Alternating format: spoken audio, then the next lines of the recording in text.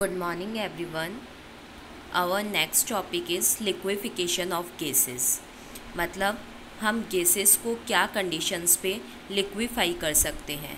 तो आपने थोड़ा बहुत पढ़ा है, आप सबको पता है कि अगर हम गैसेस का प्रेशर इंक्रीज़ कर दें और टेम्परेचर डिक्रीज़ कर दें तो क्या होगा, गैस के पार्टिकल्स पास पास आ जाएंगे। तो उनको हम क्या कर सकते हैं, लिक्विफाई कर सकते हैं, लिक्विड में कन्वर्ट कर सकते हैं। इसके लिए एंड्रयू ने एक एक्सपेरिमेंट किया। एंड्रयूज़ एक्सपेरिमेंट पढ़ते हैं हम, क्या क्या है और उसने क्या बताया। थॉमस एंड्रयू जो है उसने एक ग्राफ प्लॉट किया, आइसोथर्मल ग्राफ प्लॉट किया, मतलब टेम्परेचर को कांस्टेंट रखा। और किसके लिए प्लॉट किया उसने ग्राफ, कार्बन डाइऑक्साइड के लिए। अलग अलग टेम्परेचर के ऊपर कार्बन डाइऑक्साइड के लिए उसने आइसोथर्मल ग्राफ प्लॉट किया और ये देखा कि हर जो गैस होती है उसके लिए एक टेम्परेचर होता है, फिक्स टेम्परेचर होता है जिसके नीचे गैस जो है उसको लिक्विफाई किया जा सकता है। लेकिन इस टेम्परेचर के ऊपर उस गैस को लिक्विफाई नहीं किया जा सकता है, चाहे हम प्रेशर को कितना भी हाई कर दे, कितना भी इंक्रीज़ कर दे। उस टेम्परेचर के नीचे लिक्विफाई कर सकते हैं, उस टेम्परेचर के ऊपर नहीं कर सकते हैं। और इस टेम्परेचर को हम क्रिटिकल टेम्परेचर बोलते हैं। उसने ये देखा कि हाई टेम्परेचर पर जो आइसोथर्म होता है वो आइडियल गैस बिहेवियर शो करता है और गैस जो है उसको हाई प्रेशर पे भी लिक्विफाई नहीं किया जा सकता है। लेकिन जब हम टेम्परेचर को कम कर देते हैं तो जो कर्व है उसकी शेप चेंज हो जाती है और वो आइडियल गैस बिहेवियर से डेविएशन शो करने लगता है। एक बार आपको मैं ग्राफ दिखा देती हूँ कि उसने कैसा ग्राफ प्लॉट किया था। तो देखो, उसने जो ग्राफ प्लॉट किया था मेनली वो CO2 के लिए था और ऐसा कुछ ग्राफ देखने को मिला था। हम तो मेनली CO2 की बात करें हैं, और भी बाकी गैसेस के लिए दिया हुआ है बुक के अंदर, लेकिन हमें तो मेन इसको पढ़ना है, ठीक है। तो देखो अब उसने आगे क्या बताया कि क्रिटिकल टेम्परेचर क्या होता है, क्रिटिकल प्रेशर क्या होता है। तो क्रिटिकल टेम्परेचर जो है वो मैक्सिमम टेम्परेचर जिसके ऊपर किसी भी गैस को लिक्विड में कन्वर्ट किया जा सकता है एक प्रॉपर सफिशिएंट प्रेशर अप्लाई करके, ठीक है। और इसके ऊपर वापस जो है वो गैस स्टेट में आ जाएगी और इसके नीचे लिक्विड स्टेट में रहेगी। और क्रिटिकल टेम्परेचर के ऊपर गैस और लिक्विड में इक्विलिब्रियम रहेगा। दूसरा जो आता है वो आता है क्रिटिकल प्रेशर। तो वो मिनिमम प्रेशर क्रिटिकल टेम्परेचर पर, वो मिनिमम प्रेशर जो किसी भी गैस को लिक्विड में कन्वर्ट करने के लिए ज़रूरी होता है। क्रिटिकल वॉल्यूम, एक मोल गैस जो है उसका वॉल्यूम क्रिटिकल टेम्परेचर और क्रिटिकल प्रेशर पे, उसे हम क्या बोलते हैं, क्रिटिकल वॉल्यूम। और क्रिटिकल कांस्टेंट क्या होते हैं, क्रिटिकल टेम्परेचर हो गया, क्रिटिकल प्रेशर हो गया, क्रिटिकल वॉल्यूम हो गया, ये सारे के सारे क्या है, क्रिटिकल कांस्टेंट है। तो मैंने अभी आपको बताया कि बिलो TC मतलब जो क्रिटिकल टेम्परेचर है उससे नीचे तो लिक्विड और गैस जो है वो क्या रहते हैं, इक्विलिब्रियम की कंडीशन में रहते हैं। यानी आप ये बोल सकते हो कि वहाँ पर हमें क्या दिखाई देती है, दोनों के बीच में एक सेपरेशन लाइन दिखाई देती है, ठीक है। और जैसे ही TC पर पहुँचते हैं, यानी TC क्रिटिकल टेम्परेचर जो है वहाँ तक जब पहुँचेंगे या वहाँ उससे जस्ट थोड़ा सा पहले मान लो, तो वो क्या रहेगा, गैस और लिक्विड के बीच में इक्विलिब्रियम रहेगा। और जैसे ही TC पर पहुँचेंगे तो गैस और लिक्विड के बीच में जो इक्विलिब्रियम है, इक्विलिब्रियम मतलब समझ रहे हो ना, गैस और लिक्विड हम सेपरेट कर सकते हैं, उनके बीच में एक सेपरेशन लाइन दिखाई देगी। जैसे ही हम TC पे पहुँचेंगे तो ये सेपरेशन लाइन डिसअपीयर हो जाएगी और गैस और लिक्विड जो स्टेट है वो एक ही कंडीशन में आ जाएगी। मतलब वो किसके, कौन सी कंडीशन में आ जाएगी, गैस की और लिक्विड की जो स्टेट है वो सारी की सारी लिक्विड में कन्वर्ट हो जाएगी। और जैसे ही हम क्या करेंगे, इस TC के ऊपर जाएंगे तो वापस क्या बन जाएगी, गैस बन जाएगी। और जो स्टेट गैस की और लिक्विड की सेम हुई है उसे हम क्रिटिकल स्टेट बोलते हैं और इस प्रोसेस को हम क्रिटिकल प्रोसेस बोलते हैं। अभी ग्राफ से देखना और समझ में आएगा। TC से ऊपर सारी की सारी गैस, सारा जो भी गैसेस है वो वापस किस में कन्वर्ट हो जाती है, गैसियस स्टेट में। जो भी लिक्विड वगैरह बना था वो सब गैस में चला जाता है। CO2 के लिए देखना, CO2 गैस के लिए जो TC होता है वो हमारा 30.98 डिग्री सेल्सियस होता है, और PC मतलब क्रिटिकल प्रेशर जो होता है वो 73 ATM होता है। बिलो TC जो CO2 गैस है उसको लिक्विफाई कर सकते हैं हम प्रेशर को इंक्रीज़ करके, और इसे हम क्या बोलते हैं, वेपर ऑफ दैट गैस, यानी वेपर ऑफ CO2। और अबाउट TC जैसे इस ग्राफ में दिखना, जो 50 डिग्री सेल्सियस है उस पे जो CO2 है उसका जो ग्राफ है वो बिल्कुल चेंज हो जाता है, वो रेक्टेंगुलर हाइपरबोला बन जाता है, और CO2 गैस जो है वो आइडियल बिहेवियर शो करने लगती है। अब देखो डायग्राम, ये उसने डायग्राम एंड्रूज जो है उसने ग्राफ प्लॉट किया, ये PC ले रखा है, ये VC ले रखा है, और आइसोथर्मल ग्राफ है, यानी टेम्परेचर जो है उसको फिक्स करा हुआ है। अब देखो आप क्या देखते हो, ये CO2 गैस के लिए जो क्रिटिकल टेम्परेचर है वो ये वाला क्रिटिकल टेम्परेचर है 98 डिग्री सेल्सियस, ठीक है, CO2 गैस के लिए। अब जब इसके नीचे है तब यहाँ देखो लिक्विड और गैसियस स्टेट में क्या है, इक्विलिब्रियम है। जैसे ही यहाँ पे पहुँचेंगे तो यहाँ पे हमारे पास क्या कंडीशन आ जाएगी, कम्प्लीटली लिक्विफाई हो जाएगा। फिर वापस इस प्रेशर के ऊपर, इस टेम्परेचर के ऊपर हम जाएंगे, TC के ऊपर हम जाएंगे, तो ये किस में कन्वर्ट हो जाएगी, वापस गैसियस स्टेट में कन्वर्ट हो जाएगी। तो आप देखो जो TC है उसके ऊपर, ये जो TC है इसके ऊपर हमारा जो वॉल्यूम होगा उसे हम VC बोलेंगे, क्रिटिकल वॉल्यूम, और इस पे जो प्रेशर होगा इसको हम क्या बोलेंगे, क्रिटिकल प्रेशर, और ये हमारा क्रिटिकल टेम्परेचर है ही, ठीक है। यानी इस पॉइंट पे ये कम्प्लीटली लिक्विड में कन्वर्ट हो चुकी है, और इसके नीचे लिक्विड और गैस के बीच में इक्विलिब्रियम है, इसके ऊपर गैस बन चुकी है।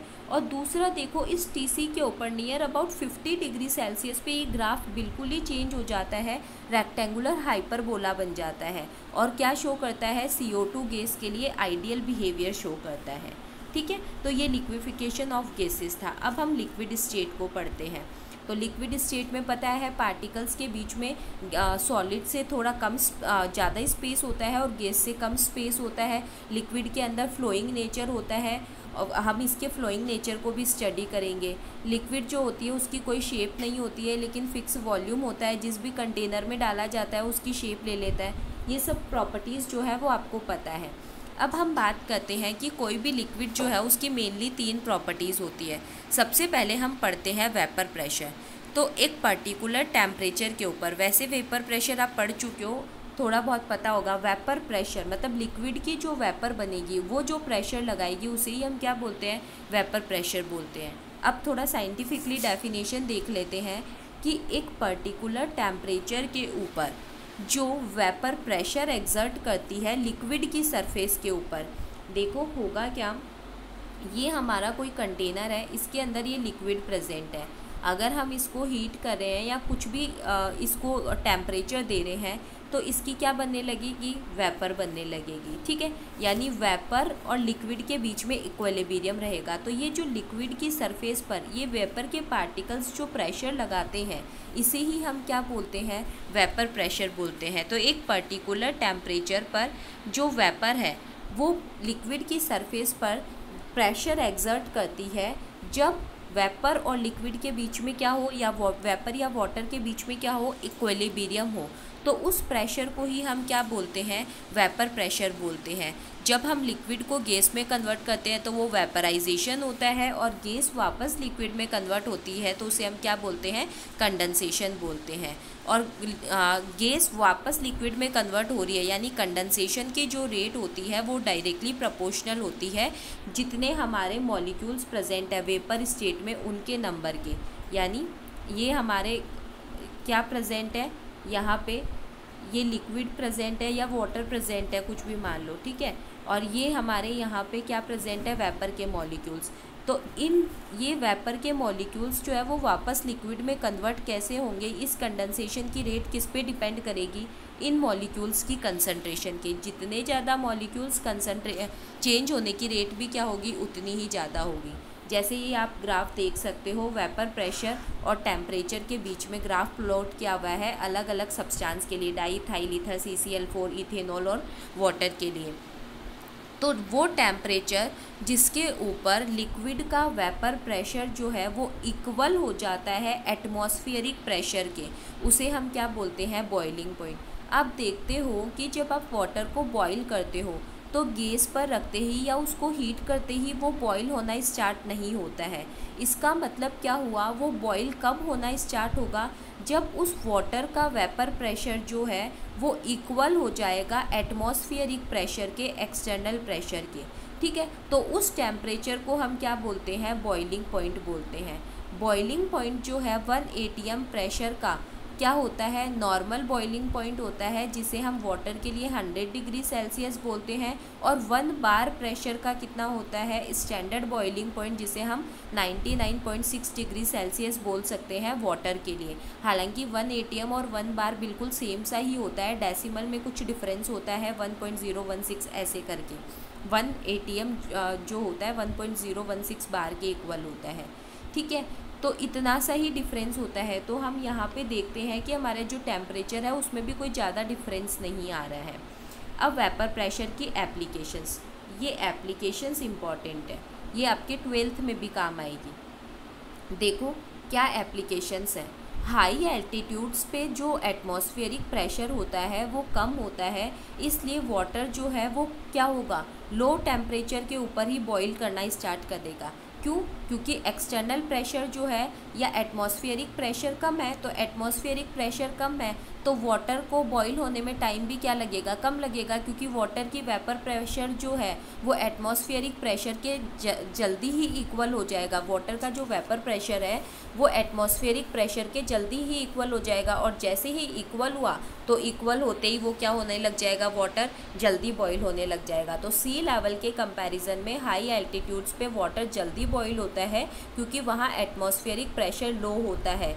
इसीलिए वहाँ पे क्या यूज़ में लिया जाता है, खाने को अच्छे से कुक करने के लिए प्रेशर कुकर को यूज़ में लिया जाता है। तो देखो, therefore it is good to use pressure cooker to cook food early, because in pressure cooker pressure increases, तो therefore water boiling point of water is also increases. अब देखो क्या बोलना चाह रहा है, वहाँ एटमॉस्फेरिक प्रेशर कम है तो पानी क्या होगा, जल्दी ही बॉईल होना स्टार्ट हो जाएगा, तो हमारा खाना जो है वो प्रॉपरली कुक नहीं हो पाएगा, क्योंकि बॉइलिंग पॉइंट तो जल्दी आ गया लेकिन खाने को कुक होने के लिए तो टाइम चाहिए ना। तो इसके लिए क्या करना पड़ता है, प्रेशर कुकर को यूज़ में लेना पड़ता है हाई एल्टीट्यूड्स के ऊपर। हाई एल्टीट्यूड्स पे प्रेशर कुकर को यूज़ में लेंगे तो प्रेशर कुकर की वजह से सराउंडिंग का जो टेम्परेचर है, मतलब प्रेशर कुकर का जो टेम्परेचर है अंदर वाला, वो इंक्रीज़ हो जाएगा। तो अब जब एक्सटर्नल टेम्परेचर हमारा इंक्रीज़ हो गया तो खाने को कुक होने में क्या मिलेगा, प्रॉपर टाइम मिलेगा, तो खाना अच्छी तरीके से कुक हो पाएगा। क्योंकि प्रेशर कुकर ने क्या किया, प्रेशर को इंक्रीज़ कर दिया। अब प्रेशर इंक्रीज़ हो गया तो वाटर का बॉइलिंग पॉइंट ऑटोमेटिकली क्या हो जाएगा, इंक्रीज़ हो जाएगा। दूसरा, आप देखते हो कि हॉस्पिटल्स के अंदर जो ऑटोक्लेव्स यूज़ में लिए जाते हैं, जो भी आपके सब्सटेंसेस होते हैं, यूटेंसिल्स होते हैं हॉस्पिटल में, सीजर्स वगैरह, प्लकर्स जो भी है, उनको क्लीन करने के लिए, स्टेरिलाइज करने के लिए, जर्म्स फ्री करने के लिए, तो उस ऑटोक्लेव के ऊपर क्या कर दिया जाता है, वेट को पुट कर दिया जाता है। अब वेट को पुट किया तो प्रेशर क्या हो जाएगा, इंक्रीज़ हो जाएगा, तो बॉइलिंग पॉइंट भी क्या हो जाएगा, इंक्रीज़ हो जाएगा, और वो अच्छे तरीके से स्टेरिलाइज हो जाएंगे। अब हम बात करते हैं सरफेस टेंशन की। देखो, 3 प्रॉपर्टीज़ हमने पढ़नी है, एक vapour pressure, second surface tension and third one is viscosity. And तीनों प्रॉपर्टीज़ जो है वो इम्पॉर्टेंट है। एक क्वेश्चन आता है आपके एग्ज़ाम में यहाँ से, ठीक है। तो सरफेस टेंशन क्या होता है, तो सरफेस टेंशन को आप सिंपली ये समझ सकते हो कि सरफेस पे, ये कोई लिक्विड है, इसकी सरफेस पे जो पार्टिकल्स प्रेजेंट है, ये जो टेंशन, स्ट्रेस या प्रेशर फील करते हैं, उसे हम क्या बोलते हैं, सरफेस टेंशन बोलते हैं। अब देखो होगा क्या, ये सरफेस, ये हमारा कोई कंटेनर है, ये सरफेस के पार्टिकल्स हैं, तो इनको क्या करेंगे, ये पार्टिकल्स और जो दूसरे पार्टिकल्स हैं वो पीछे की तरफ धकेलेंगे, खींचेंगे अपनी तरफ, जैसे ये है, ये पार्टिकल्स इसको खींचेंगे, तो ये सरफेस जो है वो हमें, आप देखते हो लिक्विड की सरफेस हमें ऐसे स्ट्रेट नहीं दिखाई देती, बल्कि कुछ ऐसे कर्व्ड दिखाई देती है। ये किसकी वजह से होता है, सरफेस टेंशन की वजह से, क्योंकि सरफेस के पार्टिकल्स को नीचे वाले जो और पार्टिकल्स हैं वो खींचते हैं, तो ये कर्व्ड सरफेस हमें दिखाई देती है। तो देखो, वो फिनोमिना सरफेस के ऊपर, लिक्विड की जो सरफेस है उसके लिए वो फिनोमिना जो कि अदर जो पार्टिकल्स है, बल्क के जो पार्टिकल्स हैं उनके अट्रैक्शन की वजह से जनरेट होता है, जिसकी वजह से लिक्विड का जो सरफेस है, सरफेस एरिया है, वो मिनिमाइज हो जाता है। उसे ही हम क्या बोलते हैं, सरफेस टेंशन बोलते हैं। मैंने आपको बताया कि सरफेस पे जो लिक्विड की सरफेस है उस पर जो पार्टिकल्स प्रेजेंट है उनके ऊपर अट्रैक्शन लगाते हैं, नीचे जो अंदर जो बल्क में जो पार्टिकल्स प्रेजेंट हैं, सरफेस लेयर के ऊपर जो पार्टिकल्स हैं उनके ऊपर बल्क में जो पार्टिकल्स प्रेजेंट हैं वो क्या करते हैं, अट्रैक्शन फोर्स लगाते हैं, जिसकी वजह से लिक्विड का जो सरफेस एरिया है वो कम हो जाता है और उसे ही हम क्या बोलते हैं, सरफेस टेंशन बोलते हैं। अब देखो हमें क्या करना पड़ता है, एनर्जी जो रिक्वायर्ड होती है इसके लिए वो इंक्रीज़ ज़्यादा होती है। Increase surface area by unity is surface energy. क्या बोल रहा है कि the energy is required to increase surface area. Surface area को अगर हमें क्योंकि सरफेस एरिया हमारा कम हो गया, अब हमें उसको क्या करना है, वापस इंक्रीज़ करना पड़ेगा, तो हमें क्या देनी पड़ेगी, एनर्जी देनी पड़ेगी। तो उस एनर्जी को हम क्या बोलते हैं, सरफेस एनर्जी बोलते हैं। ठीक है, अब देखो इसकी सरफेस टेंशन की यूनिट देख लो क्या होती है, न्यूटन पर मीटर, और क्या बोल सकते हो, जूल पर मीटर स्क्वायर, और सीजीएस यूनिट हमारी क्या होती है, डाइन पर सेंटीमीटर। और ओटोवो ने एक फार्मूला दिया था वो देख लो, R multiply M upon D की power 2/3 is equal to K T C minus T. T C जो है वही क्रिटिकल टेम्परेचर हो गया, टी जो है वो ऑब्जर्व टेम्परेचर हो गया हमारा। ठीक है, और m जो है मॉलिक्यूलर वेट है, और k जो है वो एक कांस्टेंट है, और d जो है हमारी डेंसिटी है, और r जो है वो डिस्टेंस है। अब देखो सरफेस टेंशन के लिए मैंने आपको अभी ये बताया था डायग्राम बना के कि ये देखो बल्क वाले जो पार्टिकल्स हैं उन पे तो क्या लगता है, चारों तरफ से ही अट्रैक्शन लगता है, लेकिन जो सरफेस पे पार्टिकल्स है उनके ऊपर सिर्फ और सिर्फ नीचे वाले पार्टिकल्स अट्रैक्शन लगाएंगे, ऊपर तो कोई पार्टिकल है ही नहीं तो वो अट्रैक्शन लगा ही नहीं सकते। फिर उसके अलावा देखो कि सरफेस टेंशन जो है वो क्या होता है, फोर्स एक्टिंग, आर जो है हमारा सरफेस टेंशन है। ठीक है, force acting per unit length perpendicular to the line drawn on the surface of liquid.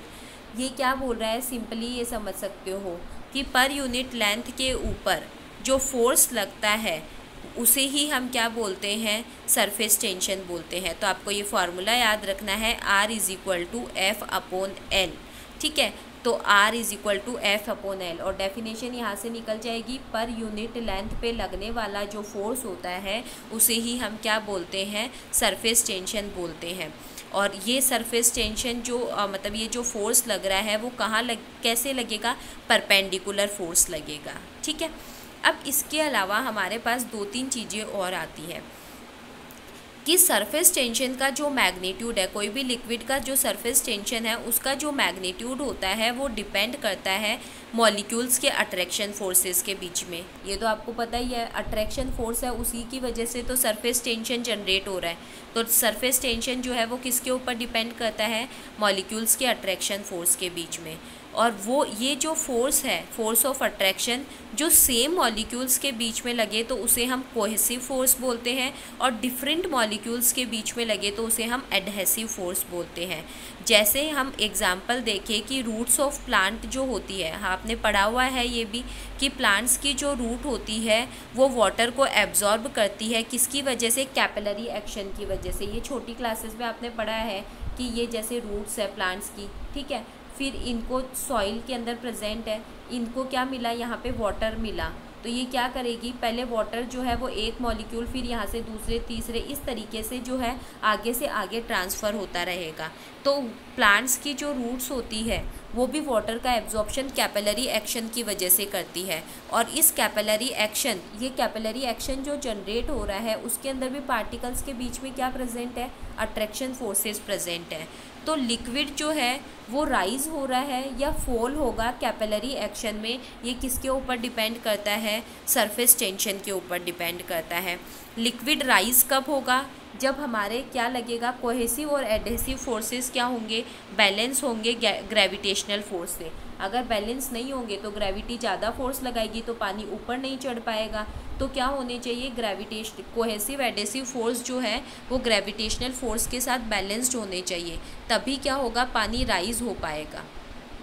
ठीक है, फिर उसके बाद में अब देखो, अगर रूट्स के पार्टिकल्स एक जैसे हैं ना, तब तो कौन सा फोर्स लग जाएगा, कोहेसिव। और अगर रूट्स, जैसे रूट्स के पार्टिकल्स आ गए, फिर मान लो सॉइल के पार्टिकल्स आ गए, तो ये अलग अलग पार्टिकल्स के बीच में अट्रैक्शन फोर्स लग रहा है, तो वो कैसा हो जाएगा, एडहेसिव। ठीक है, लिक्विड जो है वो किसी भी चीज़ को वेट कर देता है, गीला कर देता है, तो ये किसकी वजह से होता है कि वो जो है लिक्विड जो है वो उस सरफेस के ऊपर जाकर स्प्रेड हो जाता है और क्या बना लेता है, एक थिन फिल्म बना लेता है। मतलब किसी भी चीज़ के ऊपर जो है वो पानी गिरा, लिक्विड गिरा और वो उस सरफेस को वेट कर देता है, तो वो किस वजह से करता है, उस सरफेस के ऊपर थिन फिल्म, लिक्विड की थिन फिल्म बनने की वजह से। ठीक है, तो वो क्या होते हैं, पूरी की पूरी सरफेस के ऊपर लिक्विड फैल जाता है और एक थिन फिल्म बना लेता है। अब हम बात करते हैं विस्कोसिटी की, लास्ट टॉपिक है हमारे चैप्टर का, विस्कोसिटी क्या होती है। तो देखो विस्कोसिटी क्या होती है, विस्कोसिटी का सिंपली मीनिंग आप समझ सकते हो कि किसी भी लिक्विड के फ्लो होने की जो रेट होती है उसे हम विस्कोसिटी बोलते हैं। अब फ्लो होने की रेट किसके ऊपर डिपेंड करेगी, अट्रैक्शन के ऊपर। अगर ज़्यादा अट्रैक्शन है तो फ्लो कम होगा, और कम अट्रैक्शन है तो फ्लो क्या होगा, ज़्यादा होगा। जैसे मैं बोलूँ, एक तो हमारे पास ऑयल है, एक हमारे पास वाटर है, तो ऑयल जो है वो थोड़ा विस्कस ज़्यादा होता है, विस्कस ज़्यादा होने की वजह से वो इजीली फ्लो नहीं हो पाता, और वाटर जो है उसकी विस्कोसिटी क्या कहें, कम है, तो विस्कोसिटी कम होने की वजह से वो जल्दी से फ्लो हो जाता है। तो देखो, जो लिक्विड की जो लेयर है, जो मूविंग लेयर है, लिक्विड जो है, जैसे ये लिक्विड है, इसके बीच में अलग अलग लेयर्स प्रेजेंट है, तो लिक्विड की दो लेयर्स के बीच में जो फ्रिक्शन ऑफ फोर्स है, देखो ये लिक्विड की लेयर हो गई और एक ये लिक्विड की लेयर हो गई। ठीक है, इन दोनों लेयर के ऊपर होगा क्या, ये लिक्विड की लेयर इस लिक्विड की लेयर के ऊपर रब करेगी, स्लिप करेगी, तो इनके बीच में क्या जनरेट होगा, फोर्स ऑफ फ्रिक्शन जनरेट होगा। ठीक है, तो इसकी वजह से लिक्विड की लेयर्स जो होती है, दोनों लेयर्स जो होती है वो अलग अलग वेलोसिटी से मूव करती है, और इसे ही हम क्या बोलते हैं, विस्कोसिटी बोलते हैं। तो लिक्विड की लेयर्स के बीच में जो फोर्स ऑफ फ्रिक्शन प्रेजेंट है, जिसकी वजह से लिक्विड की जो लेयर्स है वो मूव करती है डिफरेंट वेलोसिटी से, उसे ही हम क्या बोलते हैं, विस्कोसिटी बोलते हैं। और ये जो फ्रिक्शन फोर्स जो क्रिएट होता है वो क्या करता है, जितना ज़्यादा फ्रिक्शन फोर्स क्रिएट होगा वो उतना ही रेजिस्टेंस जनरेट करेगा लिक्विड के फ्लो होने में। ठीक है, और ये जो वेलोसिटी के बीच में डिफरेंस होता है, दोनों लेयर्स की वेलोसिटी के बीच में जो डिफरेंस होता है एक पर्टिकुलर रेट डिस्टेंस के ऊपर, उसे हम क्या बोलते हैं, वेलोसिटी ग्रेडियंट। जैसे आप क्या देख रहे हो, ये लिक्विड की लेयर आगे फ्लो हो गई, यहाँ तक मान लो फ्लो हो गई, और ये लिक्विड की लेयर यहीं है। ठीक है, तो ये जब एक दूसरे पे मूव करेगी तो फ्रिक्शन जनरेट होगा, जितना फ्रिक्शन जनरेट होगा तो ये लिक्विड के फ्लो होने का जो है वे, उसके अंदर रेजिस्टेंस क्रिएट करेगी। और जो इन लिक्विड की वेलोसिटी के अंदर एक फिक्स डिस्टेंस के ऊपर लिक्विड की जो लेयर्स हैं उनकी वेलोसिटी में जो डिफरेंस आ रहा है उसे हम क्या बोलते हैं, वेलोसिटी ग्रेडियंट बोलते हैं। और एक फ़ोर्स जो है उसकी ज़रूरत होती है, एक फ़ोर्स नीड होता है इन लेयर्स के बीच में जो फ्लो है उसको मेंटेन करने के लिए, और ये जो फोर्स होता है वो डायरेक्टली प्रोपोर्शनल होता है एरिया ऑफ कांटेक्ट के और वेलोसिटी ग्रेडियंट के। देखो आपने क्या देखा कि फ्रिक्शन फोर्स जनरेट हो रहा है। अब ये जो फ्रिक्शन फोर्स जनरेट हो रहा है इसकी वजह से दोनों लेयर्स की वेलोसिटी क्या है, अलग अलग है, और दोनों लेयर्स की वेलोसिटी में जो डिफरेंस आता है उसे हम वेलोसिटी ग्रेडियंट बोलते हैं। अब हमें क्या करना पड़ेगा, दोनों लेयर्स की वेलोसिटी को मेंटेन करना पड़ेगा, तो हमें एक्स्ट्रा फोर्स लगाना पड़ेगा। ये जो फोर्स होता है वो प्रोपोर्शनल होता है एरिया ऑफ कांटेक्ट के, मतलब जहाँ पे ये दोनों लेयर्स एक दूसरे के साथ कांटेक्ट में हैं उस एरिया के, और वेलोसिटी ग्रेडियंट के, जिसे हम डिनोट करते हैं dv/dz से। तो हम लिख सकते हैं कि फोर्स जो है वो एरिया के और dv और dz के डायरेक्टली प्रोपोर्शनल है, और प्रोपोर्शनलिटी का साइन अगर हम हटाते हैं तो हमारे पास एक कांस्टेंट आता है जिसे हम बोलते हैं ईटा, और ये ईटा जो होता है, ऐसे लिखते हैं हम ईटा को इस तरीके से, और ये ईटा जो होता है वो ही हमारा क्या है, विस्कोसिटी है। तो ईटा की यूनिट देख लो, न्यूटन सेकंड पर मीटर स्क्वायर या पास्कल सेकंड, और सीजीएस डाइन पर सेंटीमीटर स्क्वायर या पॉइज, और एक पॉइस जो होता है वो इक्वल होता है 1 ग्राम पर सेंटीमीटर पर सेकंड के, ठीक है। और क्या बोल सकते हो 0.1 पास्कल इंटू सेकेंड। आपको तो CGS यूनिट याद रखनी है, पॉइस होती है सिंपली, और ऐसा यूनिट जो है न्यूटन सेकेंड पर मीटर स्क्वायर याद रखना है। विस्कोसिटी कोफिशिएंट जो होता है वो क्या हो गया कि फोर्स, जब वो फोर्स जो किसके ऊपर लग रहा है, वेलोसिटी ऑफ ग्रेडियंट जब यूनिटी है और एरिया ऑफ कांटेक्ट भी क्या है, यूनिटी है। कैसे बोल दिया मैंने ये कि विस्कोसिटी कोफिशिएंट उस फोर्स के इक्वल है जो किसके ऊपर लगता है, जब ये एरिया ऑफ कांटेक्ट भी यूनिटी है और वेलोसिटी ग्रेडियंट भी 1 है। तो ये दोनों इक्वल हो जाएंगे ना जब ये दोनों 1 होंगे। तो हम हमेशा डेफिनेशन इसी तरीके से बनाते हैं, बाकी सब चीज़ों को यूनिटी कर देते हैं और जो भी चीज़ें इक्वल होती हैं उनको बता देते हैं। विस्कोसिटी किस चीज़ के ऊपर डिपेंड करती है, तो टेम्परेचर के ऊपर डिपेंड करेगी, क्योंकि अगर हम टेम्परेचर को बढ़ा देंगे तो टेम्परेचर को बढ़ाने से जो पार्टिकल्स हैं उनकी काइनेटिक एनर्जी इंक्रीज़ हो जाएगी और लेयर्स एक दूसरे के ऊपर क्या हो जाएगी, फास्टली स्लिप होने लगेगी। तो विस्कोसिटी जो है वो डिपेंड करती है टेम्परेचर के ऊपर। टेम्परेचर बढ़ाने पे विस्कोसिटी जो है वो डिक्रीज़ हो जाएगी। याद रखना इस चीज़ को, विस्कोसिटी जितनी ज़्यादा होगी फ्लो जो है उतना ही कम होगा। जैसे मैंने ऑयल बताया, ऑयल विस्कस होता है, गाढ़ा होता है, तो वो फ्लो नहीं कर पाता है इजीली, लेकिन वाटर जो है उसकी विस्कोसिटी कम है तो वो इजीली फ्लो कर जाता है। तो टेम्परेचर बढ़ाने पे विस्कोसिटी कम होती है क्योंकि पार्टिकल्स की काइनेटिक एनर्जी इंक्रीज़ हो जाती है और लेयर्स एक दूसरे पे फास्टली स्लिप होने लगती है। विस्कोसिटी जितनी ज़्यादा होगी लिक्विड के फ्लो होने का नेचर क्या होगा, उतना ही कम होगा। इसके अलावा हाइड्रोजन बॉन्डिंग हो गई, वॉन डेर वाल्स फोर्सेज हो गए, कार्बन ब्रांचिंग कंपाउंड्स हो गए, ये क्या जनरेट करते हैं, हाई विस्कोसिटी जनरेट करते हैं, यानी फ्लो होने के नेचर को डिक्रीज़ करते हैं। फिर मैंने यहाँ पे आपके लिए 2-4 क्वेश्चंस लिए हैं।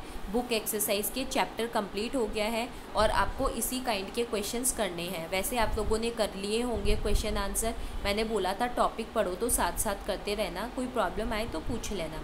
जैसे आपको क्वेश्चन दिया है what will be the minimum pressure. आप देखो गिवन क्या पूछा है, एक तो प्रेशर आपको पूछा है, दूसरा आपको क्या दिया हुआ है, वॉल्यूम, डेसीमीटर क्यूब में ये वॉल्यूम दिया हुआ है, ठीक है। ये यहाँ पे दूसरा प्रेशर जो है वो दिया हुआ है और दूसरा वॉल्यूम जो है वो दिया हुआ है, और आपको ये V1 दिया हुआ है और आपको क्या पूछ लिया, P1 पूछ लिया। तो सिंपली बॉयल्स लॉ लगा दो, P1 V1 is equal to P2 V2, और सिंपल जो सारी वैल्यूज़ गिवन है उनको रख दो। ये P1 की गिवन है, V1 की गिवन है और V2 की गिवन है, और P2 की वैल्यू जो है वो निकाल लो। ऐसे ही सेकंड क्वेश्चन जो है उसके अंदर आप क्या देख रहे हो, ये आपको वॉल्यूम गिवन है, टेम्परेचर गिवन है और यहाँ पे ये प्रेशर गिवन है। अब देखो टेम्परेचर हमारा कांस्टेंट कर रखा है, जब टेम्परेचर कांस्टेंट होता है Pt, याद है ना, एट कांस्टेंट टेम्परेचर पे, तो हमारा वापस क्या लग जाएगा, बॉयल्स लॉ लग जाएगा। वैसे भी आप देखो कि क्या पूछा है, प्रेशर पूछा है, ठीक है। तो क्या फॉर्मूला लगा दोगे आप, P1 V1 is equal to P2 V2, लेकिन अब की बार P2 पूछा है कि हम इतना 180 ml कर देते हैं वॉल्यूम को, तो कितना प्रेशर चाहिएगा। तो ये देखो simple P1 V1 P2 V2, तो P1 आपको गिवन है, V1 गिवन है और V2 आपको गिवन है, तो P2 यहाँ से निकाल लो। ऐसे ही एक क्वेश्चन और है हमारे पास, what will be the pressure of the gaseous mixture when, ये देखो आपको क्या दे रखा है, वॉल्यूम दे रखा है, प्रेशर दे रखा है, ये यहाँ पे वॉल्यूम दे रखा है, प्रेशर दे रखा है, लेकिन ये क्या बोल रहा है, introduced in 1 litre vessel eight 27 degree Celsius, ठीक है। तो आपको क्या पूछ रहा है यहाँ पे कि what will be the pressure of the gaseous mixture, gaseous mixture का प्रेशर पूछा है। जब क्या किया, 0.5 लीटर हाइड्रोजन को 0.8 बार प्रेशर पे और 2 लीटर ऑक्सीजन को 0.7 बार प्रेशर के ऊपर इंट्रोड्यूस किया गया है 1 लीटर वॉल्यूम के अंदर, और टेम्परेचर हमारा 27 डिग्री सेल्सियस रखा हुआ है। तो आपको क्या करना पड़ेगा, दोनों गैसेस के लिए अलग अलग निकालना पड़ेगा, और वॉल्यूम जो है, सेकंड जो वॉल्यूम है वो 1 लीटर रखना पड़ेगा। तो P1 V1 P2 V2, तो आपको पता है कि हाइड्रोजन के लिए आपका जो प्रेशर है वो दिया हुआ है, आपको कितना गिवन है, 0.8 बार गिवन है हाइड्रोजन के लिए। वॉल्यूम जो है वो 0.5 गिवन है, और जो वेसल है उसका जो वॉल्यूम है वो हमारा 1 लीटर गिवन है। तो ये आ गया, तो हाइड्रोजन गैस का हम क्या निकाल लेंगे, प्रेशर निकाल लेंगे P2। ऐसे ही हम ऑक्सीजन गैस का भी प्रेशर निकाल लेंगे, हमारे पास सब कुछ गिवन है, ठीक है। तो ये हम P2 निकालेंगे यहाँ से ऑक्सीजन गैस का। और टोटल प्रेशर पूछा है मिक्सचर का, तो हमें पता है टोटल क्या होगा, अलग अलग गैसेस के मिक्सचर के अलग अलग गैसेस के प्रेशर के सम के इक्वल। तो दोनों को ऐड कर देना, तो क्या निकल जाएगा, टोटल प्रेशर निकल जाएगा। ऐसे ही एक क्वेश्चन और है हमारे पास कि a student forget to add the reaction mixture to the round bottom flask at 27 degree Celsius, but instead he or she placed the flask on the flame. After a lapse of time he realized his mistake and using a pyrometer he found the temperature of the flask was 477 degree Celsius. What fraction of the air would have been expelled out? तो देखो आपको क्या दिया हुआ है, volume नहीं given है, तो आप एक बार वॉल्यूम को कंसीडर कर लो V, ठीक है। और जो स्टार्टिंग में वॉल्यूम है वो आपको टेम्परेचर जो है वो दिया हुआ है फ्लास्क के अंदर का 27 डिग्री सेल्सियस, ठीक है। तो सबसे पहले V1 वॉल्यूम जो है उसको हमने V के इक्वल लिया, ये हमने कंसीडर किया है क्योंकि हमें गिवन नहीं है। सबसे पहला टेम्परेचर हमें 27 डिग्री सेल्सियस दिया हुआ है, इसके अंदर हम 273 प्लस कर देंगे तो हमारा कितना निकल जाएगा, 300 केल्विन निकल जाएगा, ठीक है। दूसरा टेम्परेचर हमको 477 दिया हुआ है, इसमें भी 273 प्लस कर दो 750 आ जाएगा। तो हमें क्या निकालना पड़ेगा, V2 निकालना पड़ेगा। V2 निकालने के लिए हम चार्ल्स लॉ लगा देंगे, V1 upon T1 is equal to V2 upon T2। तो V1 पता है, T1 पता है और V2 हमें निकालना है। V1 T1 V2 T2 में से हमें क्या निकालना है, V2 निकालना है, तो हम निकाल लेंगे, ठीक है। अब देखो हमारा V2 जो है वो इतना निकल के आया और पहले कितना था V, इसका मतलब 22.5 में से V जो है वो क्या हो गया, एक्सपेल्ड हो गया, बाहर निकल गया। ये कितना हो गया, 1.5। अब हमें फ्रैक्शन पूछा है, तो फ्रैक्शन हम कितना निकालेंगे, ये हमारा एक्सपेल हुआ और ये हमारा जो है इतना आया, तो इसका फ्रैक्शन हम कैसे निकालेंगे, दोनों को डिवाइड कर देंगे, ठीक है। तो आप यहाँ पे जो क्वेश्चंस देखोगे ना न्यूमेरिकल्स, वो ज़्यादातर आपको गैसियस लॉज के ऊपर बेस्ड मिलेंगे, ठीक है। और बाकी कोई और प्रॉब्लम आए तो पूछ लेना। चैप्टर कंप्लीट हो चुका है सारा, जो भी आपके न्यूमेरिकल्स वगैरह हैं वो कंप्लीट कर लेना विथ एग्जाम्पल्स, ठीक है। Thank you.